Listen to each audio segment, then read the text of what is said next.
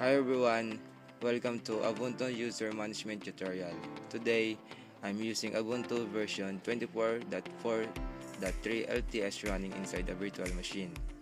And gagamit tayo ng terminal para matutunan ang basic but very important command for managing user and groups. Importante ito because user management plays a big role in system security, organization, at access control ng Linux. Before tayo mag-add ng user, kailangan muna natin malaman kung ano ba ang 16 user at groups sa system. Sa Linux, lahat ng user information ay naka-store sa text file /etc password para sa users /etc/group para sa groups. Ang user ay isang identifier na pwede mag-login, habang ang group naman ay collection ng users na may shared permission.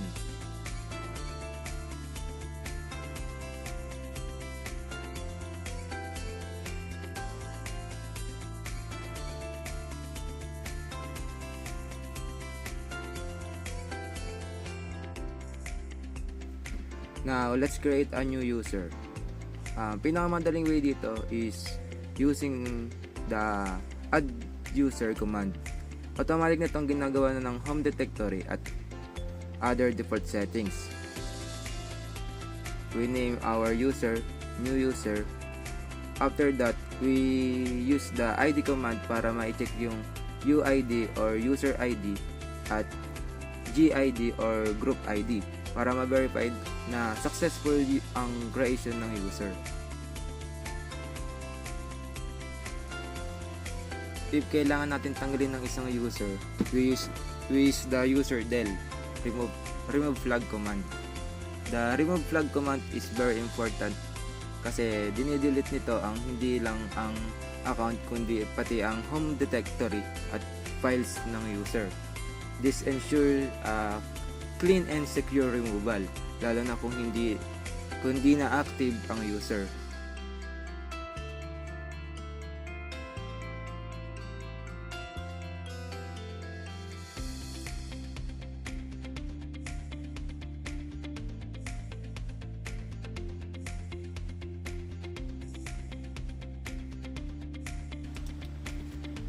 Next, let's talk about modifying a user account. First, recreate natin si new user. Then, gagamit tayo ng fastwd para palitan ang password. If we want to change the user default shell, we use chsh. This is useful kung gusto natin limitahan ang access ng user sa full terminal. Finally, we verify the changes using getEnd. Now, let's move on to group. Group makes managing permissions easier, especially kung maraming user. We create a group using an add group.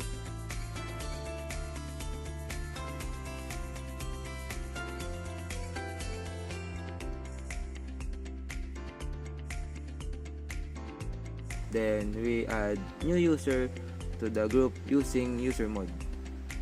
--ag, A means a friend, G specify the group. We verify the group membership using the group command. When deleting user from the group, we use command gpasswd to find user group where it belongs to and use the delete flag.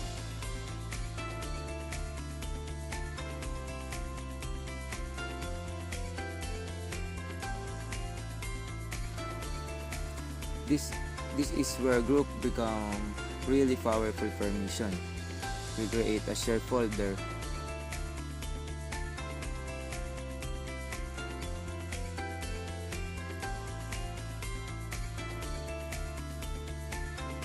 Then change it group ownership to the group we create using chown.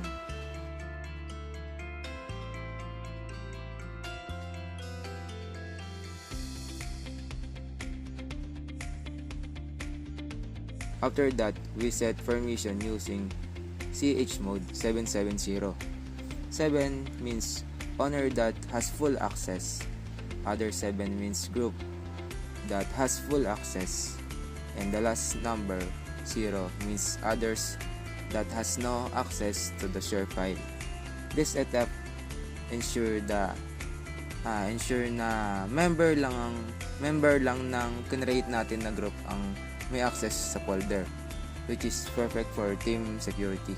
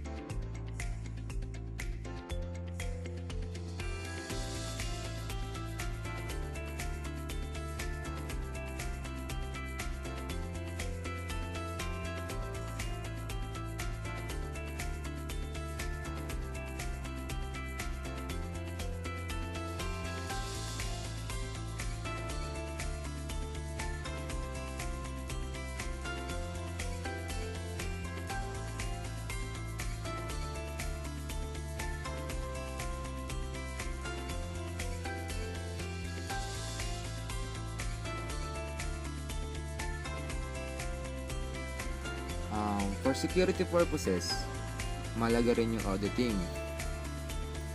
The last command show recent logins. Last log displays the last login of each user.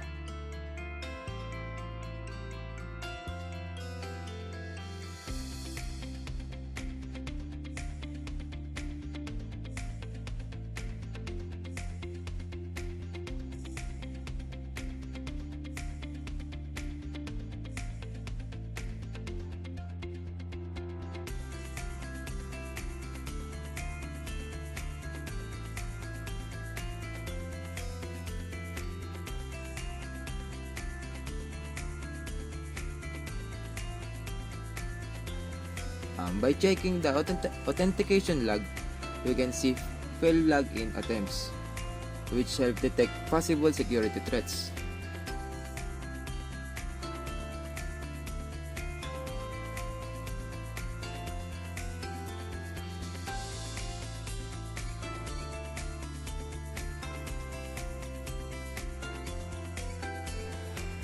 And finally, we cover all the Ubuntu Linux user management, where we add user, delete, modify, and permission to the group. And that's all. Thank you.